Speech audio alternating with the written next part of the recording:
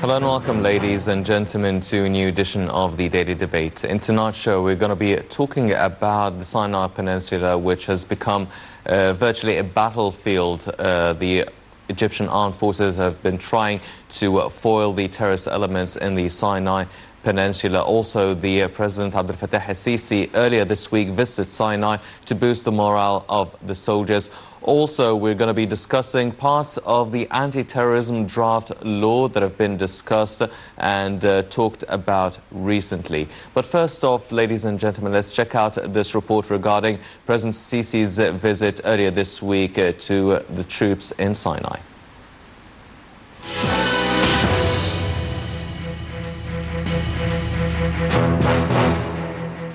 President Abdel Fattah al-Sisi made an unannounced visit to Sinai to rally troops following a wave of deadly attacks on security forces. Dressed in military uniform, President al-Sisi visited the army troops to express his recognition for the army's efforts in its fight against terrorism and to boost the troops' morale 2 days after 17 military members and more than 100 terrorists were killed in simultaneous attacks at 5 military checkpoints in northern Sinai. He said he'd come to salute the heroes of the armed forces and to express to them his recognition. President al-Sisi said in a televised speech that the troops had exerted relentless efforts in the last few days. He said no one can impose on the Egyptians something they do not want, adding that to reach the Egyptians they have to pass through the army, the sons of Egypt. Military Chief of Staff Mahmoud Higazi accompanied President al-Sisi on his visit, where they received an update on the security measures. Al-Sisi said he saluted every home and every mother whose child has died as a martyr or been wounded for Egypt. He said history would mark the role that the Egyptian armed forces are playing for more than 4 years in light of the hard times Egypt and the Middle East have been passing through, highlighting the role of the armed forces not only in security but also in economic projects related to Egypt's infrastructure. The president stressed that the armed forces have clear orders not to target any civilians in the peninsula. He also lashed out at the country's media for misreporting the situation, saying the media is presenting an unreal image about Egypt, its stability and security. The purpose was to affect the will of the Egyptian people. Military spokesman Brigadier General Mohamed said that no one, whoever he is, will be able to control even 1 millimeter of Sinai or any part of Egypt whilst the Egyptian army and police exist. The military launched airstrikes in North Sinai, killing scores of terrorists after Wednesday's attack, where over 100 terrorists were killed by the military. Foreign Ministry blamed all the past week's violence on the Brotherhood, which it said was not only the main source of extremism, but also coordinated operations on the ground. The government statement said all these attacks were conducted days apart and showed a level of sophistication and coordination that affirms the presence of organized terrorist activity perpetrated by the Brotherhood.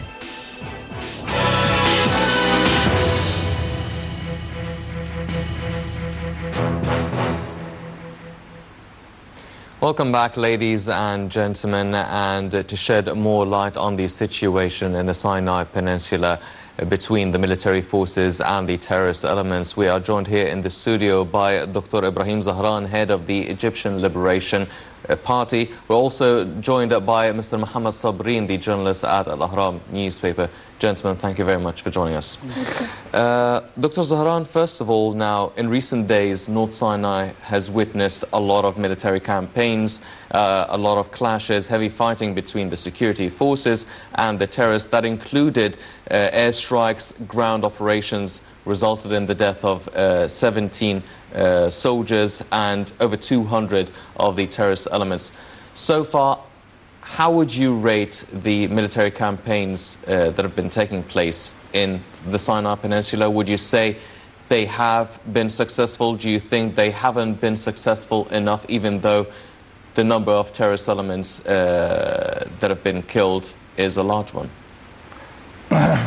Well, I think that they did a good job, and they are extremely successful because the terrorists hit and escape, but in this case they captured them, over 100 first day, and now it's 245 or something. So I think it's a good job for our military forces. Mm-hmm. And the point is, we were anticipating such event like that. And of course, we are preparing. We were preparing for this event. And the point, we get used not only for Apache helicopters, but we get use of F-16. And F-16, exactly, it was a surprise for the terrorism, because there is no area of maneuvering between Arish and Rafah. So F-16 to come in this field, it has to enter Israel and return back. And I think the terrorist doesn't believe that we will have acceptance from Israel. And that's why after one day they sent Scud rocket to Israel as a note that you helped the Egyptian army, so they have to say something. But at the end, I think our army did a good job, and they will not repeat it again. I mean the terrorism by this way. Yes. Mr. Sabrin, now, how far or how important is the visit by President Abdel Fattah al-Sisi to the troops in Sinai? Do you think it's a much needed visit? Do you feel that it sends a certain message to the troops, to the terrorists, to the international community as well? I think it is very important visit simply by the timing. You know, the visit actually came in a very very short time after, you know, the battleground between Egyptian forces and, you know, the terrorist organizations. So it is very important to send a message not only to the Egyptian people that, you know, we are ready, we are determined to fight and defend our land, but also to the rest beyond Egyptian borders. That you know, the leadership of Egypt is actually very determined and also enjoy a large support from Egyptian people and also from Egyptian military, you know, in this battle. So all of us are united in fighting this important battle. Yes. Well, Mr. Sabrin, do you feel that these sort of waves of military campaigns against the terrorists is more or less of a phase, and then it will calm down again until something major starts happening and then the military will start reacting aggressively? Or do you think that this is one of the final steps, this is the beginning of the end of the military campaigns in Sinai? You know, what is the most important message from this one is actually that the Egyptian army and the Egyptian public opinion are actually sending a message that, you know, we are going to respond in a very heavy-handed way.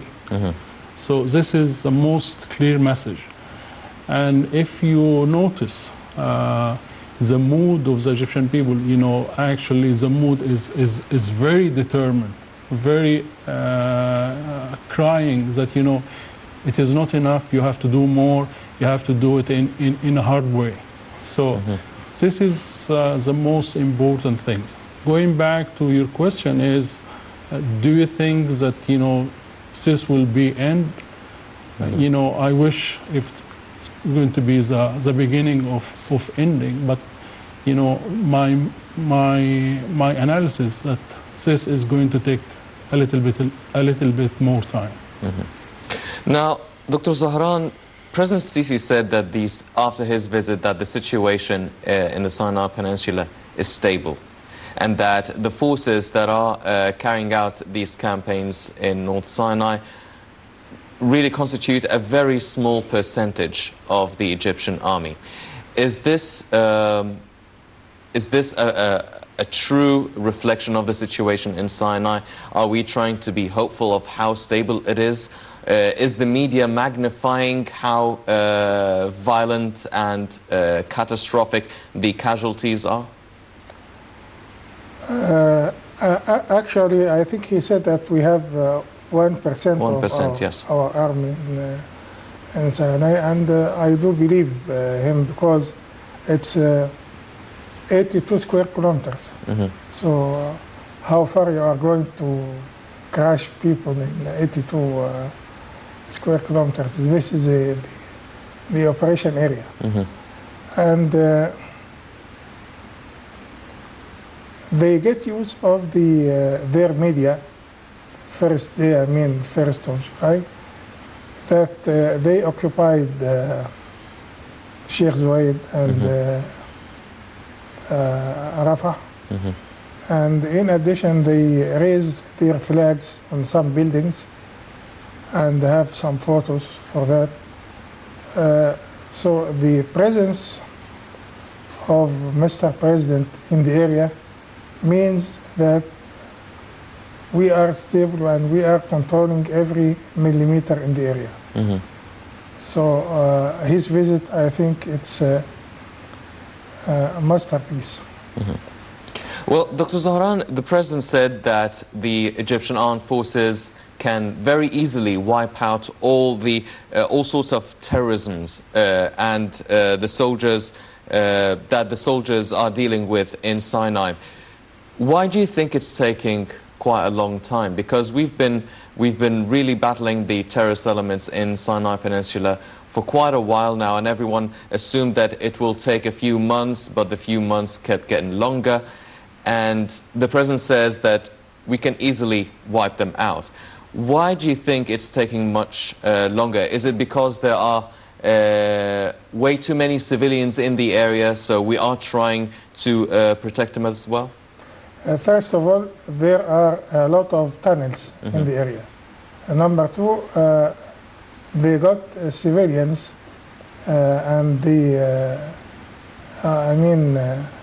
distributed within the civilians. So you have to separate, and it will take a lot of time and effort also. Mr. Sabrin, now a lot of people have been, political analysts have been saying that the attacks that are taking place in Sinai are really related somehow to the Hamas movement. Now, the Palestinian Authority denied any involvement in this. How true do you think that is? Why do you think that Hamas being involved in the Sinai terrorist attacks be a feasible option? You know, I think there's two things here. You know, I just want to correct. You said Palestinian Authority. Actually, Palestinian Authority, you know, President Abbas and Fatah group, they accuse Hamas that they are already involved. Of their involvement in the Sinai. So actually, the one who denied is Hamas Authority. So not only the Egyptian experts who are accusing Hamas or some elements who are living in Gaza of taking part in this one, the Palestinian Authority, the Israelis, and a lot of reliable international experts are also, making accusation toward Hamas. And so, to say the least, there is some extremist and terrorist organization inside Gaza, and there is a fight between them and Hamas. This is a basic truth. So either way, it's Hamas or this terrorist group who are actually taking advantage of Gaza area to help and coordinate with with some Egyptian elements and with some of the international elements. So the problem here is Egypt can't cross the line and go and fight, take the fight to Gaza. You know, I don't think that we are stupid enough to do something like this, because, you know, we are going to get involved in a very crazy situation. So the only solution for us is to defend our borders and send a clear message to Hamas and also to the extremists in Gaza Strip that, you know, Egypt is not the enemy. Your enemy is quite clear, and if you want to fight, so the address is very clear. So go and fight your right fight with the real enemy, not with the Egyptian army or the Egyptian people who are for a long time supporting the Palestinian cause. So given the fact that the situation in Gaza is very bad, and a lot of money and a lot of players, you know, the Iranian, you know, the Hezbollah, and you name it, are taking advantage from this area, and they are trying to, you know, to infiltrate, you know, the Egyptian borders. And now it's quite clear that we know that what happened in the 25th of January, you know, that some elements of Hamas and some elements of Hezbollah, you know, actually take part in what happens of, you know, attacking the security forces and opening the prisons and so on. So it's quite clear. But, you know, it's a bad neighbor, or it is a neighbor you have to, you know, to deal with it in a very delicate way. And, you know, God will help us. Yes. Well, a while ago, we heard about an agreement between the government, the armed forces, and the tribes in the Sinai Peninsula. Over 30 tribes, and they said that they would cooperate with the security forces, the military, having two different groups, one that would provide information to the armed forces, and another one that would actually help in the actual fighting with arms. How successful has that been? I think, you know,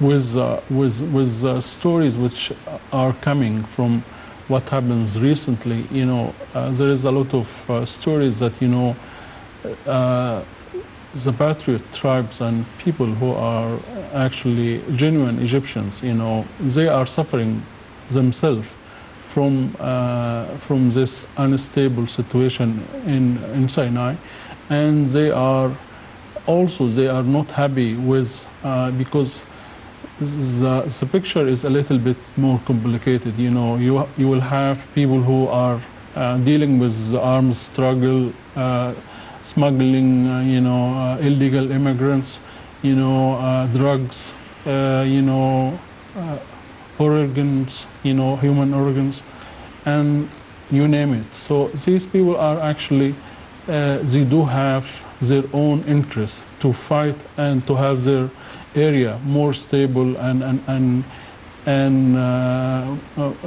ready to development and project and everything.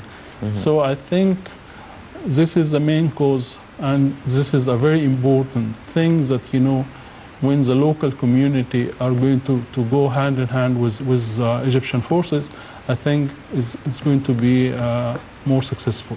Yes. Dr. Zahran, do you feel that the recent military campaigns taking place in Sinai, how intense they are, do you feel that they are a reaction to the assassination of the General Prosecutor, Hisham Barakat, or do you think that they were going to happen if the assassination took place or not? No, they were ready to attack if it will happen or not, because they were anticipating, as I told you. And by the way, not only Hamas sharing in the attack, but Hamas, Hezbollah, and the Iranians. And I think some Iranians were captured in the last event. So it's not so easy because the tunnels still operating, and what my colleague said, I mean the business, even this business based on the tunnels, tunnel transaction. So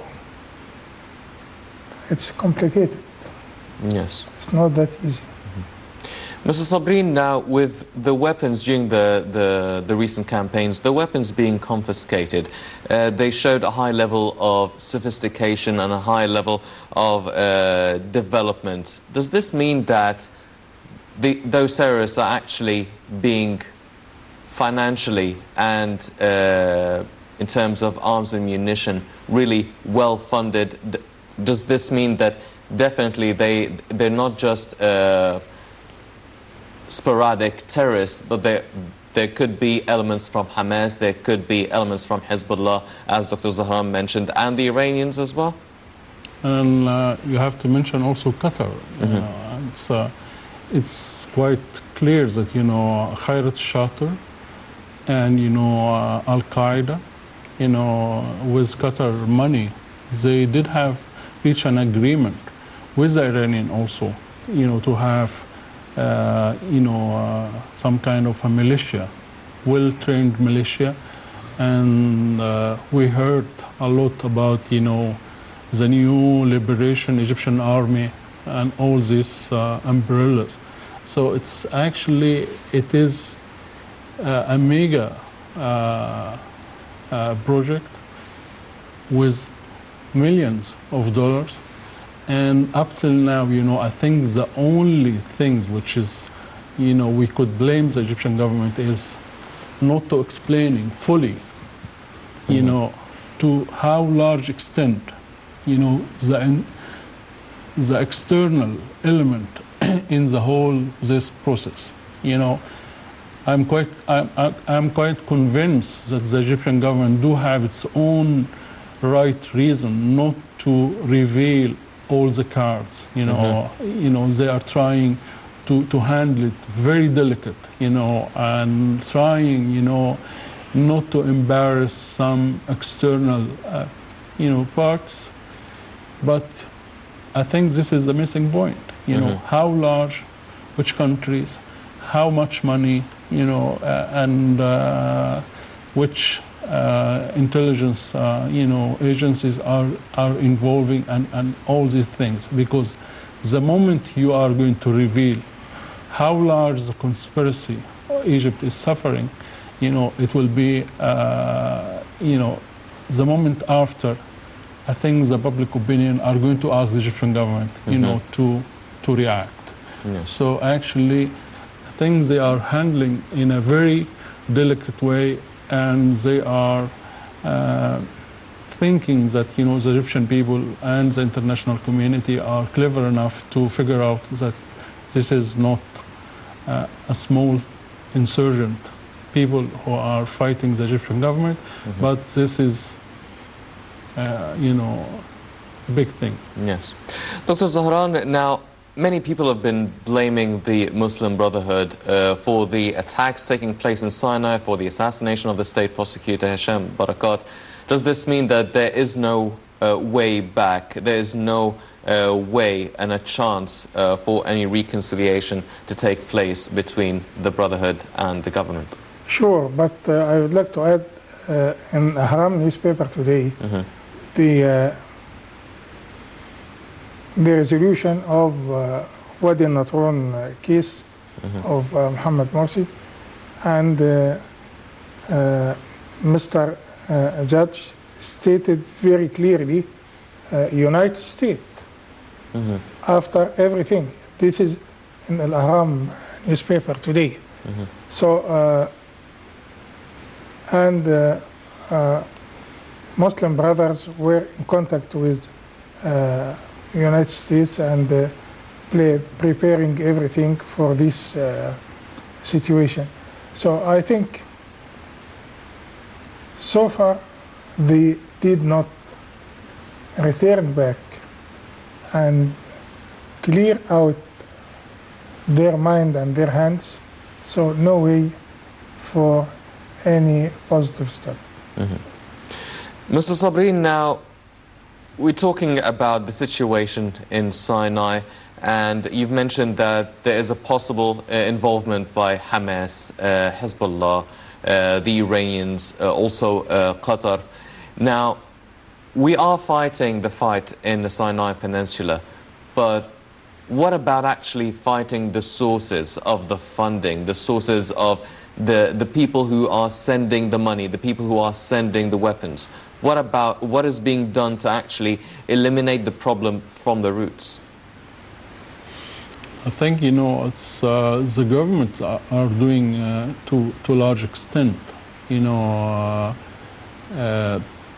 think some of the measurement of the central bank of tightening, the exchange and the flow of the US dollar is actually one of the absent reason, which is not declared, that, just try to tighten, the money which is floated, to come to the wrong hands. And but you have to remember that we do have a huge borders, and no country actually managed to to control 100% of the flow of money which is going to finance these kind of terrorist activities. And it's we had been heard that maybe sometimes money goes to through diplomatic channels, goes through some kind of legal activities. Some people who are not known that they are actually supporting whatsoever. So it's a big fight, very complicated one, but we are recognizing the importance of cutting the flow of money to the perpetrators. Yes. Now, Dr. Zahran, the Egyptian army is one of the strongest in the Arab world, also ranked number 13 in the entire world. Do you feel that with a continuous battle in the North Sinai with the terrorist elements there, also participating with the Saudi-led coalition fighting in Yemen, also fighting the Daesh terrorists on the western borders, do you feel that these, on the long run, will somehow exhaust the Egyptian army? Do you feel that all these conflicts are actually probably one way that the international community, whoever you want to point the fingers at, are trying to actually exhaust the Egyptian army? No, of course not, because all this evidence means nothing to the exact power of our Egyptian army. So for Yemen, I think we sent some few F-16 for defined mission, and they stayed after that. And for Libya, we sent just one job. And that's it. For North Sinai, of course, we have to continue until we finish the situation and have a complete stability in the area. Yes. Well, ladies and gentlemen, in the fight against terrorism also, the government is reconsidering some parts of the anti-terrorism draft law. Let's check out this report and we'll be right back.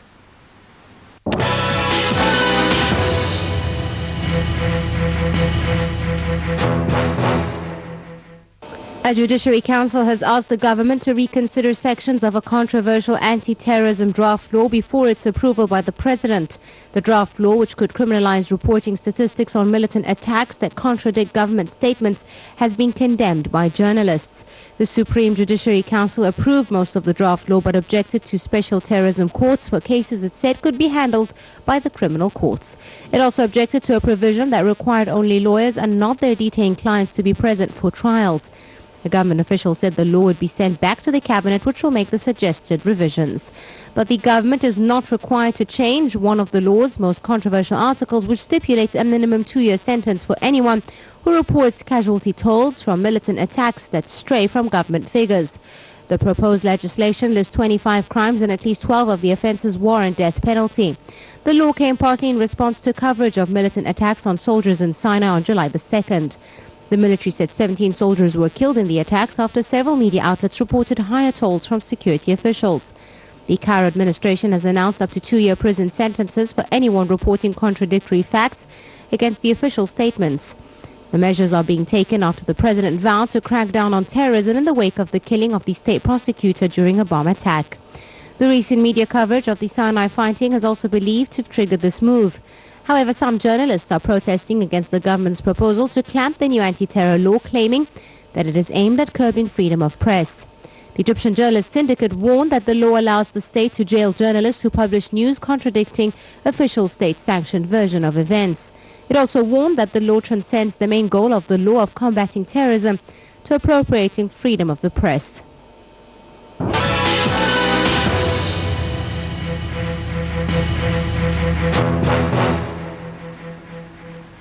Welcome back, ladies and gentlemen. Continuing our discussion and now focusing on the draft law. Mr. Sabrin, now, can you please shed light on the significance of actually trying to deal and draft and amend some of the sections in the anti-terrorism law now? What is the significance of actually trying to work this law right now?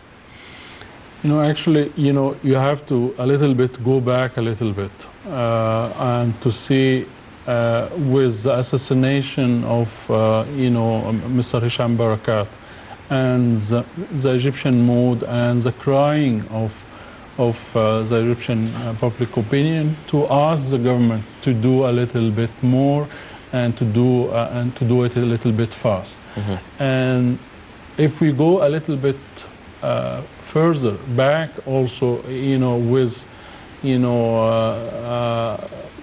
not moving so fast to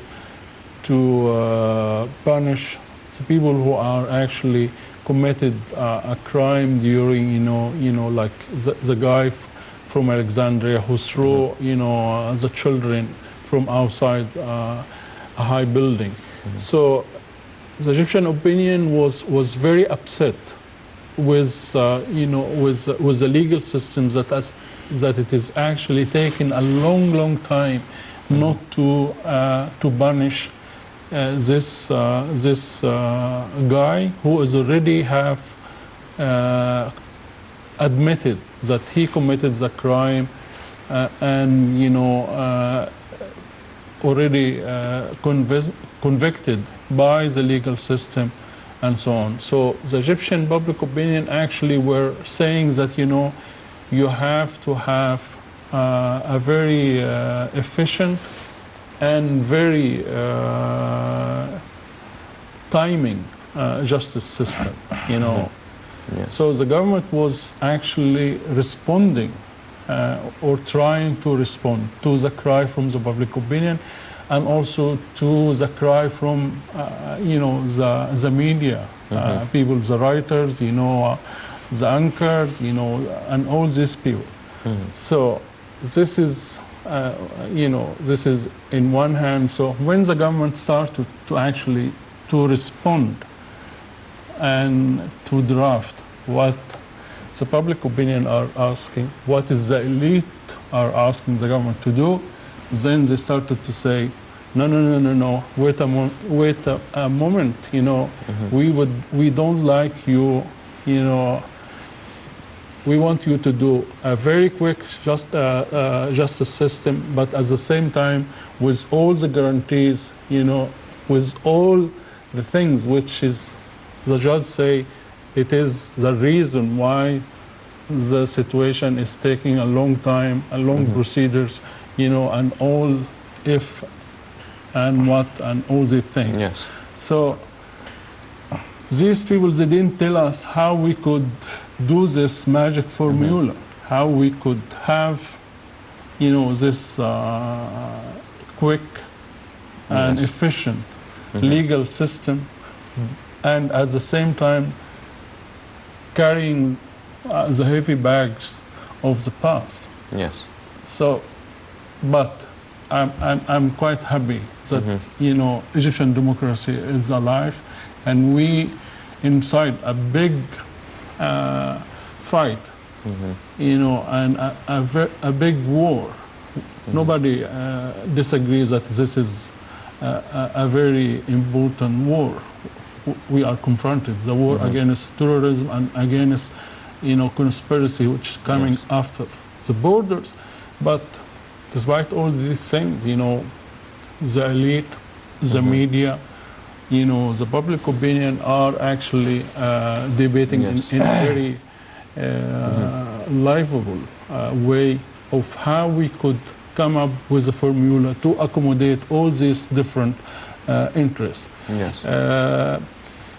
For me as a media people, I disagree with my community. I think this is a very serious moment in the history of Egypt. We do need to be respond in a very reasonable, not artificial way. Yes. But maybe I'm asking the government to reconsider, just to get the heavy hand money fines. This is one thing. And the second thing, which is very important, with all these, online, sites, which nobody knows who owns what, whose this agenda is all about it. I think this is must be regulated, must be organized, Yes. must be very clear cut, and asking also my colleagues and the media people that, you are not the media of United States or Israel or whatever. You are the media people of Egypt. Yes. You are patriotic, and we are at forefront in this war. We are the could be victims of Yes. this international terrorism. These people, they don't like it. They don't like us. They don't like freedom. They don't like liberty or whatsoever. So this is the time. You have to be either with the wish of the Egyptian people, the majority of Egyptian people, which they are fighting terrorism, or you will be in the wrong side of history. Yes. Well, we're going to be talking about the debate regarding that law more, but before that, Dr. Zahran, now, the president, after the assassination of Hisham Barakat, he said that the law is strong and there will be a swift, firm and decisive action and a reaction to the terrorist attacks that have been taking place without any interference with the judicial system. Now, we can look at the drafts of the anti-terrorism law as one of the reactions. How far or how quick do you feel it will be implemented? How quick do you feel it will be discussed and they will reach some sort of a balanced solution to actually start taking way into the legal system? First of all, I have to not to forget Habara case. It's more than 4 years. He killed a 16 soldier, and he said very clear, and he has a resolution, but after that they return back and return back and return back. 4 years now. I would like to say to my colleague that in Germany they have the same procedures as we have, but every step should be ended within few hours. It might be 2 hours, 12 hours, and so on. So the case will be ended within a few days. But here, the case take 4 years and still continue. So I think the draft should take care of this notice and get use of the German law, Yes. and German procedure. Mr. Sabrin, now going back to the debate of the anti-terrorism law, there are two different views regarding the criticism that the law has been getting.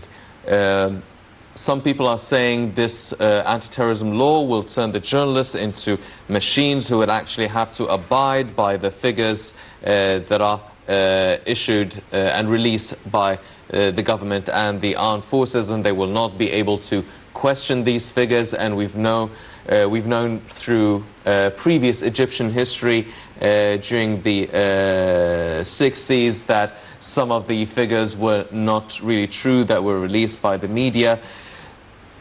But then again, the other view is that the armed forces will actually release a transparent actual count and figures. This is not the time to actually change any numbers because of how big of a role now the media is playing in public opinion, and it is even referred to the media being used as an element of warfare of the fourth and even fifth generation. And this is the time that we actually need to stand side by side. As you've mentioned before, we are dealing with a lot of biased websites, a lot of TV channels. How would you find some sort of a balance? How would you argue for one point of view against the other? You know, you forget to mention that, you know, Daesh and these guys are actually also part of the situation. They do have their own, you know, website and propaganda and everything. So I think the irony is that, you know, this is a guarantee that the authority, you know, with these all resources available, they can take the risk of misinforming people, because, you know, the moment you, the government or the authority are going to harm its own credibility, I think they are going to lose the battle. You know, this is very simple. So if you are, the Egyptian media are saying that, you know, we are afraid that, you know, this going to be harm, you know, the freedom of press, I will say to the contrary, because, you know, nobody could imagine after 2 revolutions in Egypt is going to, you know, to do anything with the credible Egyptian, you know, mass media, because the authority needs the media, because this is, as we said, and as you said, this is a new generation of wars, and a huge part of it start and maybe end in the media battle. So let's be more realistic. Let's discuss and coordinate and think quite and deeply that we are partner, and this is our country, and this is our fight. So by this spirit, we are going to reach a compromise. We are going to reach, you know, confidence between the parties. And I will refer you to some of, you know, the Americans. I think the Americans media, all of them will take, if the invasion of Iraq, the situation in Afghanistan, you name it, they are going to abide by, you know, whatever the Pentagon are saying. Look after the border. The Israelis not only force the local media, but the international media not to send anything except what the, you know, the military are saying in the time of war. So let's agree if we are in a war or we are not in a war. So if we are in a war, so this is the rules of the war. And the government could actually, show a goodwill, telling the Egyptian media that all these things related to exceptional time, let's stick together and fight our fight together. Dr. Zahran, now everybody acknowledges the big role the media is playing. Everybody knows that it is part of a new generation of warfare, along with the weapons generation, along with the psychological warfare. Do you feel that the Egyptian media, we understand the Egyptian media, even ever since the 2011 revolution, has taken much of a leap in determining the public opinion in Egypt. Do you feel that the Egyptian media is also strong enough to be able to influence the international world, to influence the international communities and the media abroad? Of course not. The Egyptian media directed inside Egypt, so they have no way to go outside Egypt, and they have no influence outside Egypt. So we have to reformulate our media to satisfy our demands.